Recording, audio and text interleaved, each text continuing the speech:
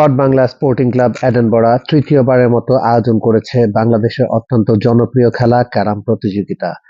আগামী ৮ এবং ৯ December ক্রস্টফিন Dynamo FC ক্লাবে অনুষ্ঠিত হবে এ প্রতিযোগিতা। স্কটল্যান্ডের বিভিন্ন শহর থেকে ১৬টি দল এবারের প্রতিযোগিতায় অংশগ্রহণ করেছে। বিগত বছরগুলোতে এ প্রতিযোগিতা সমাপ্ত হতে রাত পেরিয়ে ভোর গড়াতো বলে এবছর দুদিনে তা সম্পন্ন করা হবে বলে জানিয়েছে আয়োজক কমিটি। সেমিফাইনাল এবং ফাইনাল খেলাটি অনুষ্ঠিত হবে ৯ই ডিসেম্বর। এরপর পুরস্কার বিতরণী অনুষ্ঠান। লটারির মাধ্যমে কোন দলের সাথে কোন দল খেলবে তা নির্ধারণ করা হয়।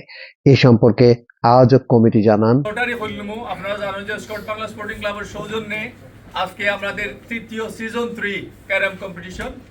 তো আমরা এখন 16টা টিম অংশগ্রহণ করে আমরা প্রত্যেকবারের মতো এবার আমরা 16টা টিম নিয়েছি। 16টা টিম আমরা 7টা গ্রুপে ভাগ করব, 7টা ভাগে বিভক্ত করব, এ বি সি ডি।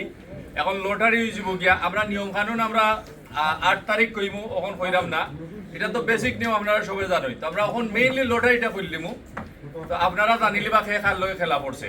তো আমরা group A B C D আমরা পয়লা একজনের লটারি টানবা এ থাকবো, এরপরে সেকেন্ড যে লটারি আমরা তুলবা এটা বি যাইব ওকে। এরপরে এ টিমে খেলা হইব, এ একে 2 লগে খেলাইবা টিম মানে গ্রুপ এর নাম্বার 1 খেলাইব 2 লগে, 2 3 খেলাইবা 4 লগে।